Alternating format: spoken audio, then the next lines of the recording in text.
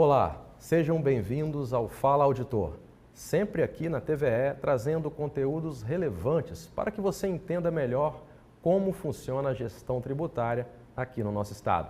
Além disso, falamos sobre iniciativas com potencial para transformar a sociedade para melhor. A conversa de hoje será sobre uma medida recente, adotada pela Secretaria da Fazenda, que tem o objetivo de coibir a concorrência desleal e a sonegação de impostos. Quem vai explicar todos os detalhes é o auditor fiscal Augusto de Bay, subgerente fiscal de setores econômicos da Receita Estadual. Augusto, meu amigo, seja muito bem-vindo e obrigado por participar do programa conosco. Olá, Thiago. Agradeço a oportunidade para esclarecer, tentar auxiliar as pessoas a entenderem esse tema que é realmente muito importante. E daqui para frente, com a publicação da lei, a gente vai ter diversas mudanças aí no arcabouço aqui do Espírito Santo com relação ao ICMS. Augusto, é um tema relevante, né?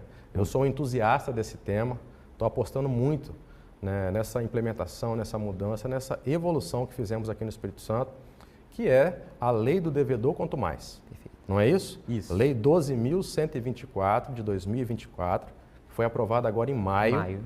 E eu queria que você nos explicasse o que é um devedor quanto mais e algumas outras informações sobre o assunto que você possa nos esclarecer. Perfeito, Thiago. A Lei 12.124, ela alterou a nossa lei, a Lei 7.000, que trata ali do ICMS, e de uma forma bem simples, Thiago. O que definiria o devedor quanto mais? A gente pode definir o devedor quanto mais como aquele que tem inadimplência substancial, ou seja, substancial a gente está falando de valores importantes. Pratica de forma reiterada essa inadimplência e, mais precisamente, assim, talvez o maior foco, a intencionalidade. Ele faz isso de forma intencional. Então, assim, nós não estamos falando daquele pequeno contribuinte ou até um médio contribuinte que, por um caso fortuito, deixa de arrecadar um imposto que ele declara dever. A gente está falando daquele que utiliza dessa prática como uma forma até do próprio negócio. Ou seja, ele declara, não paga e esse débito, quem arca com ele é a própria sociedade e os próprios contribuintes que disputam ali numa concorrência desleal com esse contribuinte. Perfeito, Augusto. Então a gente precisa frisar aqui, muito importante destacar, que não estamos falando de empresas que eventualmente, por algum problema pontual, tivemos as chuvas, por exemplo, de março aqui no estado, deixam de recolher um tributo. Perfeito. Estamos falando de empresas que corriqueiramente, intencionalmente, deixam de recolher por um período aí, longo. Isso. E com valores substanciais. Essas sim serão caracterizadas como devedoras contumazes. Vocês já temos, Receita Estadual, uma ideia de quais valores, quanto é sonegado aqui no estado e quantas empresas farão parte dessa lista? Perfeito, Thiago.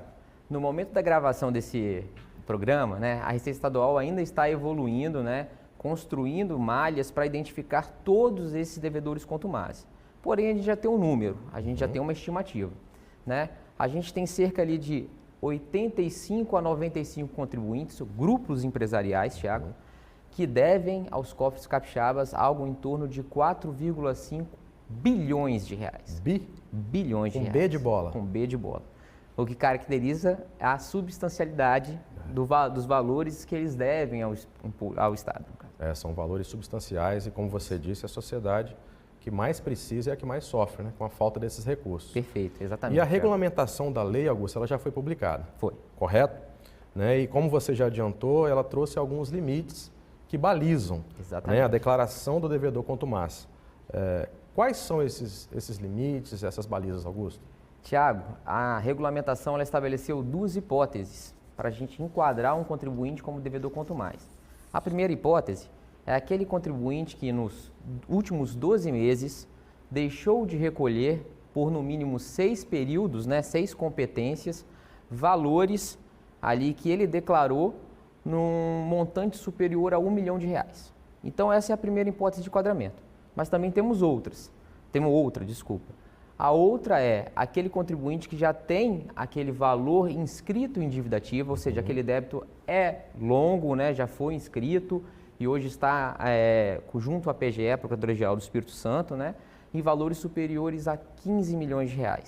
Então, são essas duas hipóteses de enquadramento, né, do contribuinte como devedor quanto mais. Duas hipóteses. Duas hipóteses. Faz um recorte dos últimos 12 meses. Perfeito. Está devendo pelo menos 6 meses, Isso. que não precisam ser subsequentes ali, podem ser intercalados. Pode ser alternados ou consecutivos. R$ 1 milhão para cima, pode ser considerado devedor quanto mais. Vai ser considerado. Será considerado. Ou 15 milhões, pelo menos, inscrito em dívida ativa. Exatamente.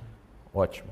Eu gosto de falar desse tema da próxima pergunta, até mencionei na penúltima pergunta, que é o quanto a sociedade perde. Né? Muitos não gostam de pagar tributo, eu não gosto de pagar imposto, mas é necessário, eu entendo a importância socioeconômica dos tributos. Então, Augusto, a sociedade que mais precisa acaba perdendo, correto? Correto. Saúde, segurança, infraestrutura e etc. Um pouquinho melhor sobre esse assunto. Perfeito, Tiago. No momento que aquele contribuinte, devedor quanto mais, ele declara que deve o imposto e não recolhe, a gente sabe que tudo isso que você colocou, Tiago, segurança, saúde, infraestrutura, educação, isso tudo tem um custo, né? E esse valor que ele declarou, o Estado contava com eles nos cofres para, no caso, ativar as políticas públicas, né? E fazer os investimentos. Quando não tem esse recurso, há uma frustração na arrecadação, o Estado ele fica limitado nas próprias execuções das despesas ali necessárias, né? Pagamento de professores, médicos, enfim, uma construção de uma ponte. Então, tudo isso fica prejudicado. E muitas vezes, Tiago, isso é importante a gente sempre frisar, o consumidor, você até colocou assim, eu sou um consumidor, eu não sei, eu não gosto de pagar o imposto, ou enfim, eu não sei se eu estou pagando imposto ou não. Na verdade, você está, porque o imposto está embutido no preço. Né? Então, você vai lá, compra uma mercadoria, ou você paga uma prestação de serviço de transporte, por exemplo, você paga o imposto, só que esse imposto ele não é revertido para o Estado. Né? Ele fica ali para a empresa faz isso parte do negócio dela, embolsa lucros maiores, enfim, prejudicando, né, a sociedade como um todo nas políticas públicas, e essa empresa, com mais dinheiro, com mais recursos, ela pode concorrer de forma desleal com outros contribuintes que é importante frisar, né, Tiago? A maioria dos contribuintes no Espírito Santo são regulares. A maioria dos contribuintes no Espírito Santo pagam seus impostos e cumprem com suas obrigações acessórias. Muito bom falar isso, porque não é justo aquela minoria que trabalha às margens da lei continuem trabalhando dessa forma e prejudicando essas empresas que trabalham de acordo com a legislação, pagando o seu tributo. Porque a lei tem o poder, tem o condão de mudar essa realidade, trazendo novas ferramentas. Quais são e como poderemos utilizá-las? A gente aperfeiçoou nossa legislação. E como que a gente fez isso? A gente evoluiu para uma análise nos outros entes da administração tributária, né, dos outros estados, vimos o que estava sendo feito de melhor nos outros estados e incorporamos algumas ferramentas, né, para a nossa legislação. Uma delas, por exemplo, é o monitoramento em tempo real das atividades das empresas. Então, assim, declarado devedora quanto mais aquela empresa, ela pode ser alvo de um regime especial de fiscalização e ela vai estar ali, com o auditor monitorando qualquer operação ou prestação que ela venha efetuar. Além disso, a gente vai monitorar, inclusive, os meios de pagamento dessa empresa. Então, esse é o primeiro ponto. Depois, nós temos uma outra ferramenta que é modificar ali o momento de pagamento do imposto. Porque, normalmente, a empresa ela paga por competência, né, Tiago? Ou seja, ela faz as operações durante um mês e paga no próximo mês. A gente tem um condão agora de alterar isso.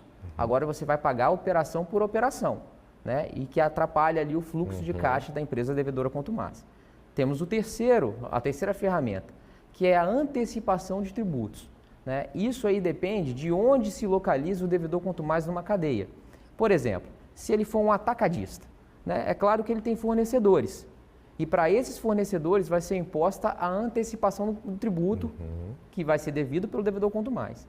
E por fim, nós temos o diferimento. Isso no caso também, se essa empresa, por exemplo, ela for um industrial, eu sou um devedor quanto mais industrial, tudo bem, você não vai ser responsável pelo seu imposto, quem vai ser os seus compradores.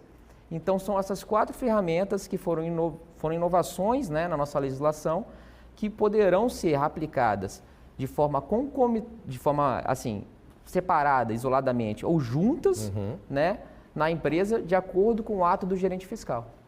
Perfeito, Augusto. Vocês já sabem, já têm uma ideia dos resultados, né, que essas novas ferramentas, que essa lei vai trazer para o Estado e o impacto desses resultados na arrecadação do ICMS?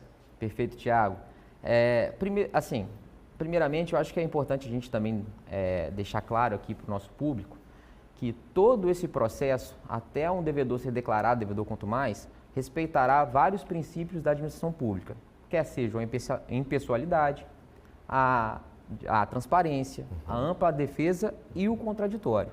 Então, todo o processo, desde o edital de intimação, a empresa vai poder se defender num prazo de 60 dias, depois vai ser declarada devedora quanto mais ou não, a depender dessa contestação da empresa. Aí a empresa ela vai estar divulgada ali o nome dela no site da Cefaz, então quem faz negócio com essa empresa vai poder enxergar essa empresa como devedora quanto mais. Além disso, no Sintegra da empresa vai ter lá uma marcação que ela é devedora quanto mais, né? Então isso é importante a gente deixar claro, a gente vai respeitar toda essa transparência, porque muitos contribuintes ficam em dúvida, poxa, mas eu não sei se eu estou fazendo negócio com o devedor quanto mais e eu posso ser penalizado por isso. Não, a gente está tentando deixar o mais claro possível, né? Mais transparente possível para todo mundo que faz negócio com o devedor quanto mais, saiba que pode ser responsabilizado. Então vamos lá, o que a Receita Estadual ela espera com tudo isso? Garantir uma parte da arrecadação que hoje a gente não consegue. Então desses 4,5 bilhões aí, Tiago, a gente espera que várias empresas se adequem, então paguem as suas dívidas, digamos assim. Naquele prazo que ela vai ter ali. Naquele prazo que ela vai ter, então a gente vai ter um ingresso de recursos, né? E daqui para frente a gente pelo menos consiga resguardar um pedaço do que eles, no caso, não pagariam, né? Sendo devedores contumazes. Qualquer pedaço de 4 bilhões e meio. Já é muito representativo. Posso falar um número aqui? Pode liberado falar. Pelo gerente fiscal? Pode. Até o final do ano, quem sabe 60 milhões aí de reais a gente consegue... 60 milhões? 60 milhões de reais. Como subsecretário atualmente, então vou te cobrar no final do ano. Perfeito. Muito bom, Augusto. Importante destacar mais uma vez que a lista das empresas consideradas devedoras contumazes será amplamente divulgada, tanto por meio de publicação no Diário Oficial do Estado, quanto no site da Secretaria da Fazenda em cefaz.es.gov.br. Ou seja, as empresas que optarem por realizar transações comerciais com os devedores contumazes estarão conscientemente assumindo os riscos de arcar com as responsabilidades atribuídas pela lei. Muito obrigado pelos esclarecimentos, Augusto. A caneca é um presente para você. Muito obrigado. E um convite para que a gente possa falar novamente, já abordando os resultados dessa nova lei. Continuem ligados então, pois a seguir o quadro Receita Informa vai falar sobre a extensão da isenção de IPVA. Um grande abraço e até o próximo Fala Auditor.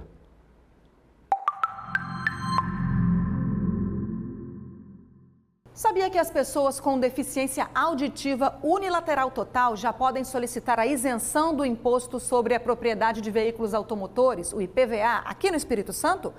O decreto número 5.750-R de 2024, publicado no início de julho, estabelece que para a caracterização da deficiência auditiva devem ser utilizados os critérios fixados na Lei Federal número 14.768 de 2023.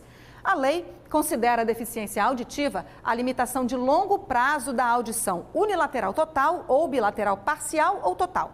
Para a concessão do benefício, a condição de pessoa com deficiência deverá ser previamente reconhecida pela Cefaz mediante requerimento do interessado, instruído com laudo pericial fornecido por um médico do Sistema Único de Saúde, o SUS, especificando o tipo de deficiência. Em novembro de 2023, a norma já havia sido alterada para estender o benefício a portadores de visão monocular.